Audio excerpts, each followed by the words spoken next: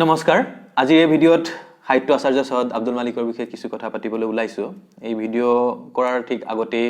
নিৰূপমা বৰগাই বাইদেউৰ লগতো মই কথা পাতিছিলো বিশেষকৈ মই অসমীয়া কবিতাটোৰ সন্দৰ্ভত তেওঁ কি কৈছিলে এই ভিডিঅ'টোত মই আপোনালোকক শুনাম ধন্য নৰতনু ভাল শংকৰদেৱৰ যি জীৱনীমূলক উপন্যাস তাৰ বিষয়ে কিছু কথা মই আপোনালোকৰ আগত পাতিম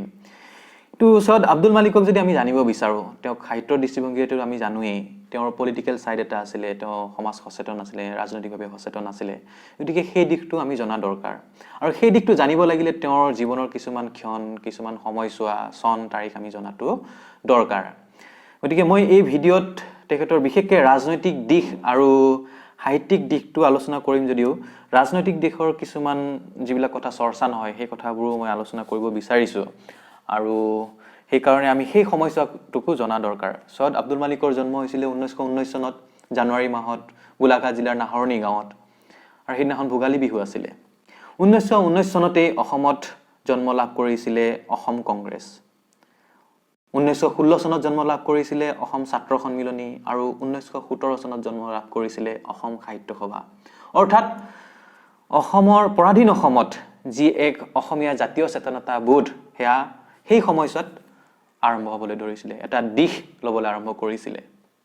গতিকে সেই দিশটো আমি মনত ৰখা দৰকাৰ 1919 চনত তেওঁৰ জন্ম হ'ল তাৰ পিছত 1937 চনত তেখেতে যোৰহাট চৰকাৰী হাইস্কুলৰ পৰা প্ৰৱেশিকা পৰীক্ষাত প্ৰথম বিভাগত উত্তীৰ্ণ হ'ল পাৰ্চি বিষয়ত লেটাৰ লৈ তেওঁ বৃত্তি লাভ কৰিলে আৰু বৃত্তিৰ পইচাৰে তেখেতে গুৱাহাটীত 1939ত পঢ়িবলৈ আহিল কটন কলেজত ইংৰাজী বিষয়ত অনাৰ্স লৈ তেওঁ পঢ়িলে আৰু 1941ত তেওঁ সুখ্যাতিৰে পাছ হ'ল বৃত্তিৰ পইচাৰে তেওঁ পৰীক্ষা দিলে পাছ হ'ল তেওঁ হাতত পইচা পাতি নাছিলে গতিকে তেওঁ চাকৰি বিচাৰিবলৈ ধৰিলে 1942ত তেওঁ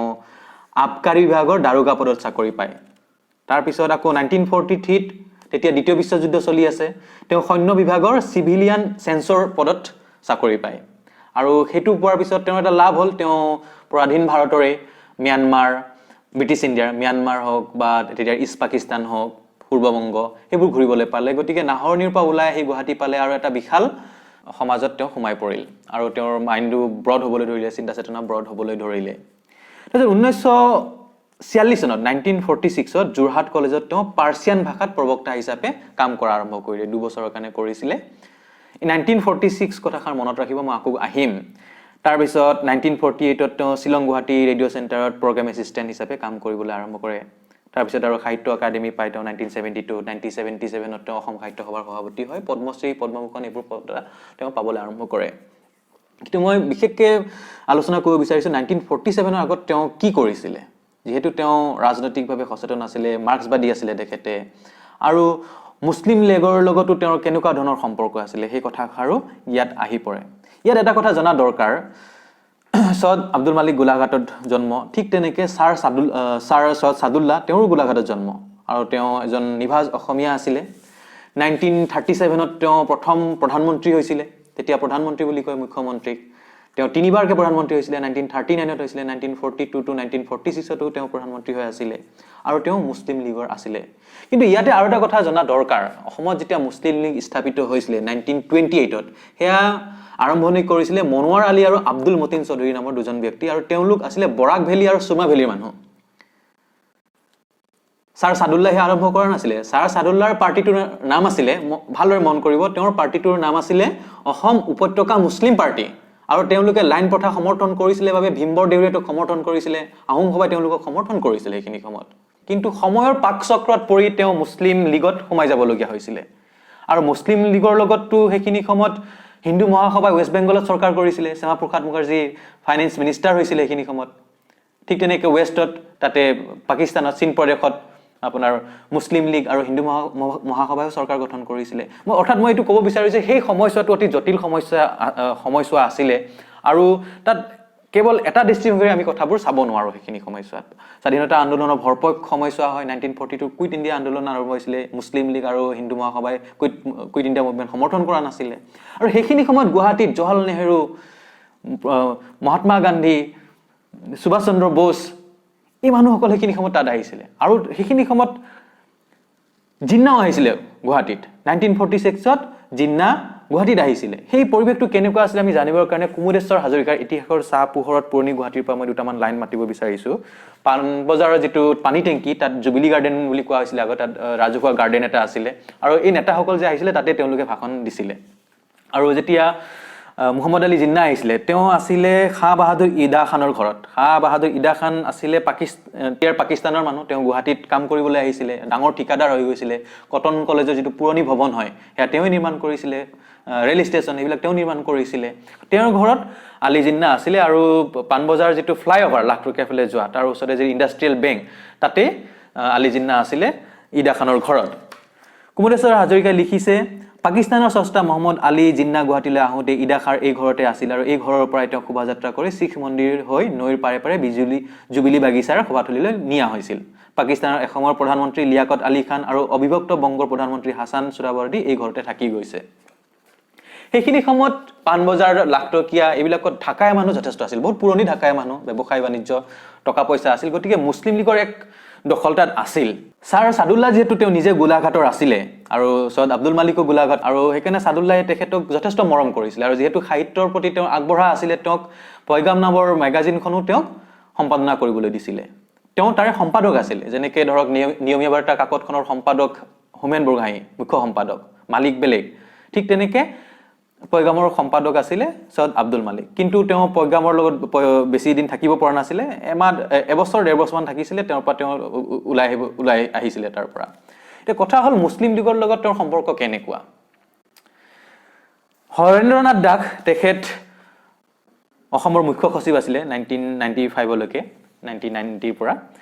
তেওঁ লিখিছে সেই সময়খিনিক জিন্নাৰ গুৱাহাটী ভ্ৰমণ বুলি যিটো লিখিছিলে অসমীয়া প্ৰতিদিনত 2015 চনত তাত তেওঁ লিখিছিলে এবাৰ গুৱাহাটীলৈ মহম্মদ আলী জিন্না আহিল আমাৰ ঘৰৰ আগেৰে বৰ ধুনীয়া ওপৰখন খোলা মটৰ গাড়ী এখনত থিয় হৈ ৰাইজৰ সম্ভাষণ গ্ৰহণ কৰি যাওঁতে তেওঁ মুখমণ্ডলৰ শোভা আৰু সুন্দৰ পশ্চিমীয়া পোছাক পৰিচ্ছদ দেখি সঁচাকৈ বিমোহিত হৈছিলোঁ অৰ্থাৎ হৰেন্দ্ৰনাথ দাসো আলী জিন্নাক দেখি বিমোহিত হৈ পৰিছিলে বহু লোক আলী জিন্নাৰ কথা শুনি তেওঁৰ ব্যক্তিত্বক লৈ বহুত মানুহো তেনেকৈ বিমোহিত হৈছিলে আৰু মুছলিম লীগ যেতিয়া অসমত আহিছিলে তেওঁলোকে অসমৰ কৃষকৰ কথা কৈছিলে ভূমিৰ কথা কৈছিলে সেই দৃষ্টিকোণেৰে বহুত মানুহে তেওঁলোকে কি কথা কয় সেয়া জানিবলৈ আগ্ৰহী হৈছিলে কিন্তু এই লেখাটোত হৰেন্দ্ৰনাথ দাস ডাঙৰীয়াই এটা লাইন লিখিছে মালিকে জিন্নাৰ সভাখন অনুষ্ঠিত কৰাত আগভাগ লৈছিল হেনো তেওঁ এই লাইনটো লিখি তেওঁ নিজেই যে প্ৰমাণ নোহোৱাকৈ এই লেখাটো লিখিছে প্ৰমাণ কৰি দিলে কাৰণ তেওঁ হেনো বুলি লিখিছে তেওঁ নিজে নিশ্চিত নহয় আৰু তেওঁ যে লিখিলে মালিকে জিন্নাৰ সভাখন অনুষ্ঠিত কৰাত আগভাগ লৈছিল হেনো জিন্না আহিছিলে কেতিয়া 1946 ৰ মাৰ্চত আহিছিলে আৰু 1946ত মই কৈছিলোঁ নহয় মনত ৰাখিব 1946ত সৈয়দ আব্দুল মালিক ক'ত আছিলে যোৰহাট কলেজত পাৰ্চিয়ান ভাষাৰ প্ৰবক্তা হিচাপে কাম কৰি আছিলে এই কথাষাৰ জানিবৰ কাৰণে মই আবু নাছাৰ ছাইয়দ আহমেদ ছাৰৰ লগত যোগাযোগ কৰিছিলোঁ তেওঁ ডিব্ৰুগড় ইউনিভাৰ্চিটিৰ পলিটিকেল ছায়েন্সৰ প্ৰফেচাৰ আছিল আৰু IIT গুৱাহাটীৰো তেওঁ ভিজিটিং প্ৰফেচাৰ আছিল তাৰপিছত OKDৰ তেওঁ ডাইৰেক্টৰ আছিলে তেখেতে এই প্ৰশ্নটো সৈয়দ আব্দুল মালিকক সুধিছিলে তেওঁলোকৰো ভাল ঘনিষ্ঠ সম্পৰ্ক আছিলে তেওঁ যোৰহাটৰ আছিলে এতিয়া সৈয়দ আব্দুল মালিকে এষাৰ কথা কৈছিলে তেখেতক যে তেওঁ মুছলিম লীগৰ সদস্য নাছিলে বৰং তেওঁ মাৰ্ক্সবাদী দৰ্শনতে বিশ্বাস কৰিছিলে তেওঁ পৰৱৰ্তী কালত তেওঁ CPR সদস্য হৈছিলে তেখেতে আৰু মুছলিম লীগৰ যি লড়কেৰেংগে পাকিস্তান ডিমাণ্ড আছিলে তেওঁ তাৰ ঘূৰ বিৰোধিতা কৰিছিলে এয়া হ'ল সৈয়দ আব্দুল মালিকৰ নিজৰ কথা আবু নাছাৰ ছাইয়দ আহমেদ ছাৰক কোৱা কথা কিন্তু যেহেতু তেওঁৰ সম্পৰ্ক ছাৰ সৈয়দ সাদুল্লাহৰ লগত আছিলে তেওঁ মুছলিম লীগৰ ভিতৰত কি চলি আছিলে সেইবোৰ কথা জানিবলৈ সুযোগ পাইছিলে কাৰণ তেওঁ তেতিয়া নিজে গুৱাহাটীত আছিলে আৰু তেওঁৰ বয়স তেতিয়া মাত্ৰ 22-23 বছৰ হয় তেওঁ সেই মেচুৰিটিটো অহা নাই তেতিয়ালৈকে গতিকে এইটো এটা দিশ আৰু কেৱল সেয়াই নহয় যেতিয়া অসম আন্দোলন হৈছিলে তেতিয়াও তেওঁক বহিষ্কাৰ কৰা হৈছিলে সামাজিকভাৱে বহিষ্কাৰ কৰা হৈছিলে হীৰেন গোহাঁই হোমেন বৰগোহাঁই নিৰপমা বৰগোহাঁই আৰু বিভিন্ন লোকক যেনেকৈ বহিষ্কাৰ কৰা হৈছিলে কাৰণ তেওঁলোকে অসম আন্দোলনৰ এটা দিশক তেওঁলোকে সমৰ্থন কৰা নাছিলে এটা সাম্প্ৰদায়িক শক্তি অসম আন্দোলনৰ ভিতৰত সোমাই গৈছিলে এতিয়া আজিৰ তাৰিখত সেয়া আমি প্ৰমাণিত কথা সেয়া গতিকে তেওঁৰ বিৰুদ্ধে এটা প্ৰচাৰ অনবৰতে চলি আহি আছে আৰু মানুহৰ মানসত সেই চিন্তাধাৰাটো সোমাই আছে কবি নৱকান্ত বৰুৱাই এই সম্পৰ্কে মালিকৰ বিষয়ে কি কৈছে সেইখিনি খুবেই দৰকাৰ জনাটো আমি দৰকাৰ মই দুটামান লাইন মই মাতি দিছোঁ মালিকৰ জীৱনৰ এটা সত্যৰ বিষয়ে মই বিশেষভাৱে অনুভৱ কৰোঁ জীৱনৰ বিভিন্ন ক্ষেত্ৰত মালিকক বহুতে ভুল বুজিছে কিন্তু মালিকে কাকো ভুল বুজা নাই মালিকক বিভিন্ন সময়ত বহুজনে বৰ্জন কৰিছে কিন্তু মালিকে কাকো বৰ্জন কৰা নাই জীৱনত বা সাহিত্যত এই অকৃত্ৰিম মানৱতাবাদ মালিকৰ জীৱনৰ অমূল্য পথয় তেওঁ এটা নিবন্ধ লিখিছিলে মালিকে শিলে সাৰ পালে সেই লেখাটোৰ বিষয়ে নৱকান্ত বৰুৱাই কৈছে সেয়া আছিল অসমীয়া চেতনাৰ প্ৰতিফলন কিন্তু সেই লেখাটো লেখাৰ কাৰণে তেওঁৰ যি ৰাজনৈতিক দল আছিল CPI তেওঁক বহিষ্কাৰো কৰিছিলে এদিকে মালিকৰ জীৱনত এইবোৰ কথা আছে আমি এতিয়া নিৰুপমা বৰগাঁৱী বাইদেৱে কি কৈছিলে সেইটো শুনিবলৈ যাওঁ আহক বাইদেউ এই আপোনাৰ সৈয়দ আব্দুল মালিকৰ ওপৰত ফেচবুকত তাৰমানে কিছুমান মানুহে খুব অপপ্ৰচাৰ চলাই আছে সেইটো দেখিলো হেৰিত কৰোৱাত তাৰপিছত এতিয়া তেওঁলোকৰটো উদ্দেশ্যটো বেয়া আচলতে কি বস্তু কি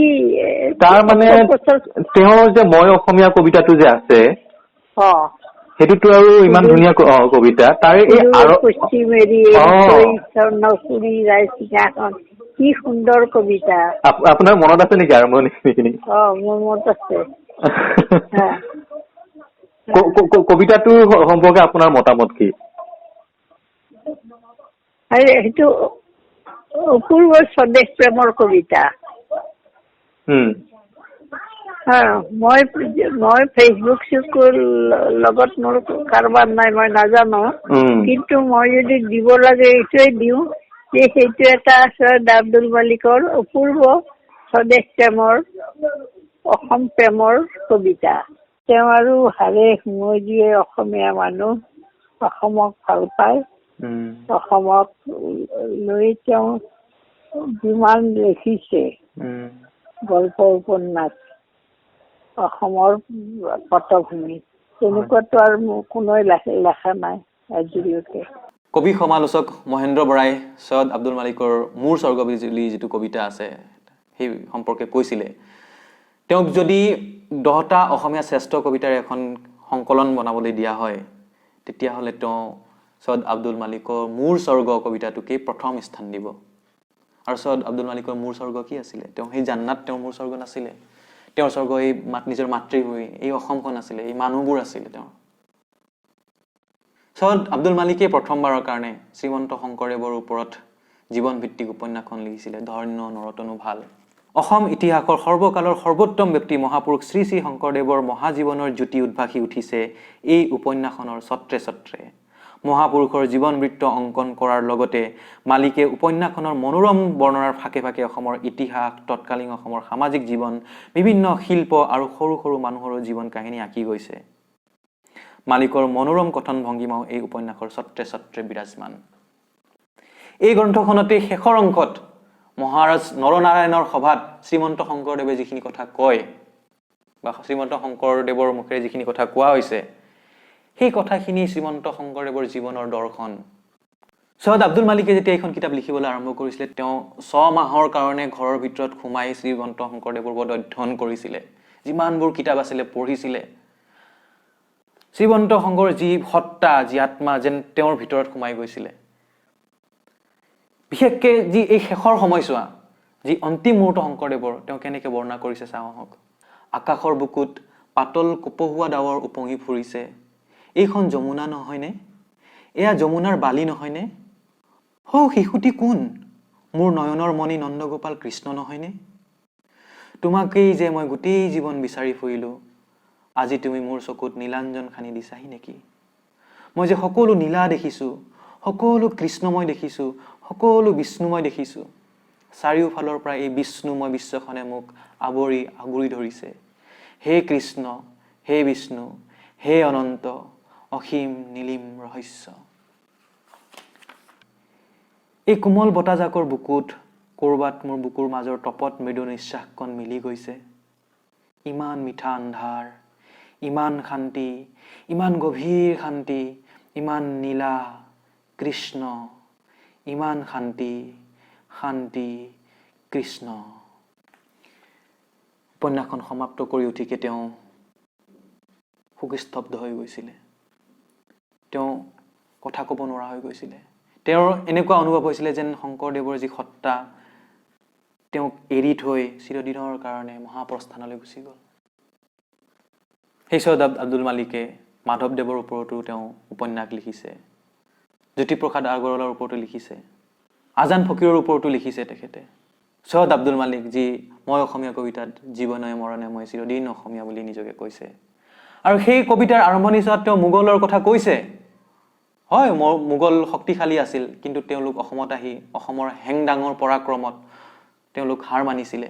অসমৰ মাটিৰ সৈতে, ইয়াৰে প্ৰাকৃতিক সৌন্দৰ্যৰ সৈতে, ইয়াৰ বতাহ পানী দুবৰি বনৰ সৈতে মিলি গৈছিলে। আৰু সৈয়দ আব্দুল মালিক তেওঁতো মোগল নহয়। মোগল বাবৰ আহিছিলে ক'ৰ পৰা? উজবেকিস্তানৰ পৰা, ফাৰগানা ভেলীৰ পৰা। ঔৰংগজেব যি অসম আক্ৰমণ কৰিছিলে, কেতিয়া কৰিছিলে? সপ্তদশ শতিকাত। কিন্তু সৈয়দ আব্দুল মালিক তেওঁলোকৰ পূৰ্বপুৰুষ কোন? মঈনুদ্দিন চিস্তি, খাজা মঈনুদ্দিন চিস্তি, যি আজমেৰত দৰগাহ শ্বৰীফ আছে, খণ্ডকাৰ পীৰ, যাৰ দৰগাহ আছে শিৱসাগৰত, যাৰ বংশধৰেই হ'ল আজান পীৰ, আৰু তেওঁলোকৰ বংশধৰ সৈয়দ আব্দুল মালিক। তেওঁলোক চুফিবাদী হয়, তেওঁলোক মোগল নহয়। আমাৰ বহুত মানুহে এইটো এটা কনফিউজন আছে যে মোগল, পাঠান, তুৰ্ক, সৈয়দ সব একাকাৰ কৰি দিয়ে, সব মুছলিম কৰি দিয়ে। সৈয়দ আব্দুল মালিক অসমীয়া। হোমেন বৰগোহাঞিয়ে তেওঁক কি বুলি কৈছে? হোমেন বৰগোহাঞিয়ে তেওঁক কি কৈছে মই আপোনালোকক মাতি দিব বিচাৰিছোঁ। 1999 চনত যেতিয়া সৈয়দ আব্দুল মালিকৰ বয়স 80 বছৰ হৈ গ'ল, তেতিয়া এখন সংকলনত তেওঁ লিখিছিলে, একোখন সমাজৰ আত্মাৰ ইতিহাসতকৈও বেছি সত্য আৰু জীৱন্ত ৰূপত প্ৰকাশ কৰে সেই সমাজৰ সাহিত্যই।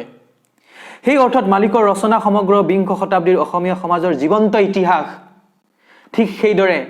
মালিকে তেওঁৰ অসংখ্য গল্প উপন্যাসত যি বিশাল চিত্ৰশালা সৃষ্টি কৰিছে, সিও প্ৰতিনিধিত্ব কৰিছে বিংশ শতাব্দীৰ অসমীয়া সমাজখনৰ। বিংশ শতাব্দীৰ শ্ৰেষ্ঠতম অসমীয়াসকলৰ এজন হ'ল সৈয়দ আব্দুল মালিক, শ্ৰেষ্ঠতম অসমীয়াসকলৰ এজন। আজি এটা মহলে সৈয়দ আব্দুল মালিকক মুছলমান সাজিবলৈ, মোগল সাজিবলৈ, মুছলমানপন্থী সাজিবলৈ উঠি পৰি লাগিছে। কিন্তু তেওঁলোকে মনত ৰখা দৰকাৰ,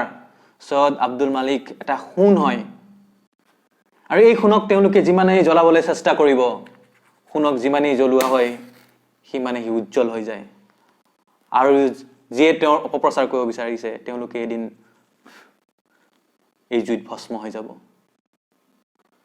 আমি সেয়া তেওঁলোকক সফল হ'বলৈ নিদিম। এই ভিডিঅ'টো চাই আপোনালোকে কেনেকুৱা পালে জনাব। যদি আপোনালোকৰ আপত্তি আছে সেয়া জনাব। আৰু যদি ভাবে এয়া মানুহে জনা দৰকাৰ, তেনেহ'লে শ্বেয়াৰ কৰক, পাৰিলে প্ৰচাৰ কৰক, মানুহে জনা দৰকাৰ। এইখিনি কৈয়ে মই আজি এই ভিডিঅ'টো সমাপ্ত কৰিছোঁ। আৰু যদি কিবা ভুল ভ্ৰান্তি হৈছে আপোনালোকে অনুগ্ৰহ কৰি যেন দেখুৱাই দিয়ে। ধন্যবাদ।